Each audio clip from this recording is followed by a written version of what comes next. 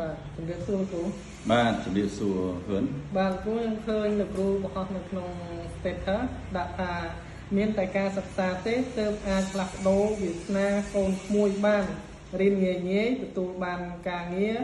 ស្របទៅនឹងច្បាប់ឆ្នាំ2019របស់ស្ពនដែលនឹងទទួលប្រាក់ខែចន្លោះ$1,500ទៅ$2,000បាទអញ្ចឹងតើច្បាប់ឆ្នាំ2019នេះយ៉ាងម៉េចខ្លះគឺគ្រូសូមជួយបកស្រាយបាទអរគុណហ៊ឿនបាទនៅក្នុងសារនេះខ្ញុំចង់បដោតទៅដល់ការ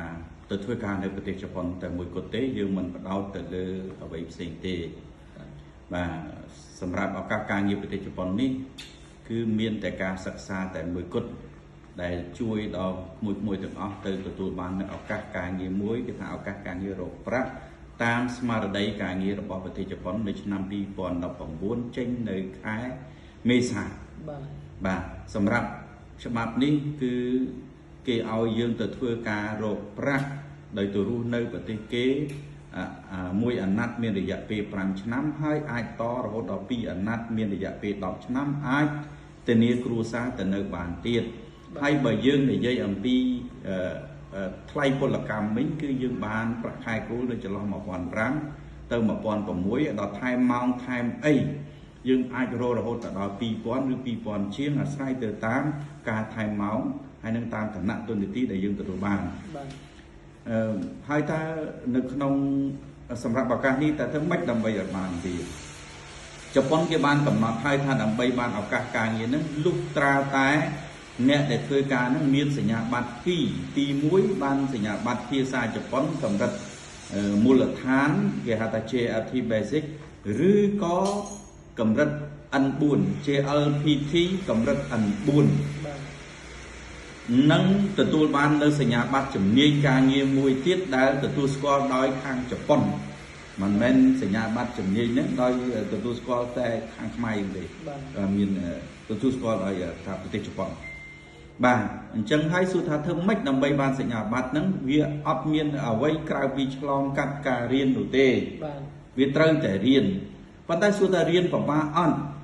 បាទខ្ញុំបានវាស់វែងហើយនៅក្នុងការរៀនដើម្បីទៅបានសញ្ញាបត្រកម្រិត JFT Basic ហ្នឹង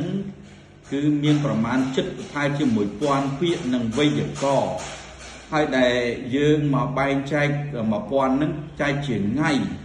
ណាចែកជាថ្ងៃយើងបើយើងចែកនឹង6ពាក្យក្នុងមួយថ្ងៃយើងរៀនឲ្យចាំគឺវាអត់ដល់បានខែទុំជា5-6ខែទេប៉ុន្តែបើយើងចែកមកត្រឹម5ពាក្យវិញវាលោតទៅជា7ខែនៅចន្លោះ7ខែអញ្ចឹងបើសិនជាយើងរៀនងាយស្រួលបំផុតគឺចន្លោះប៉ុណ្ណឹងឲ្យតែយើងរៀនឲ្យចេះចាំយើងនឹងទៅទទួលបានការងារ10ឆ្នាំនៅប្រទេសជប៉ុនហើយប្រាក់ខែ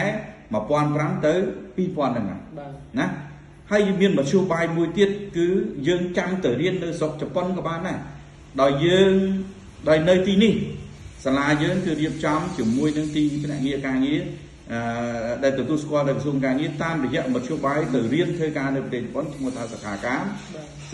ហ្នឹងគេឲ្យយើងទៅធ្វើការយកជំនាញទេធ្វើការយកជំនាញទេគឺកាលណាយើងទៅធ្វើការ3ឆ្នាំហ្នឹងគេចេញសញ្ញាបត្រឲ្យជំនាញមួយប៉ុន្តែយើងរៀបចំនៅគេថារបៀបបណ្ដុះបណ្ដាលពីចម្ងាយគេថាអនឡាញឲ្យគាត់ទៅបានសម្រេចទៅបានសញ្ញាបត្រភាសាមួយទៀតដើម្បីទៅយកឱកាសការងារឆ្នាំ2019ដូចគ្នាបាទអញ្ចឹងវាងាយអញ្ចឹងសរុបមកខ្ញុំមិនបាច់ទៅវែងឆ្ងាយទេសរុបមកដើម្បីមានជីវភាពប្រសើរដើម្បីបានឱកាសការងារប្រទេសជប៉ុនណាយើងនិយាយទៅការងារប្រទេសជប៉ុនកម្រិតពលករជំនាញកម្រិតមួយដែលយើងមានជីវភាពទៅរកសល់$10,000បាទនៅប្រទេសជប៉ុនសល់ចំណេះជំនាញត្រឡប់មកវិញដើម្បីយើងបន្តធ្វើការជាមួយនឹងក្រុមហ៊ុនផ្សេងបានប្រាក់ខែខ្ពស់គឺមានតែមធ្យោបាយរៀនតែមួយគត់ទើបអាចសម្រេចអភិវឌ្ឍអនាគតវាសនារបស់ខ្លួនឯងបានអញ្ចឹងអរគុណច្រើនណាអរគុណ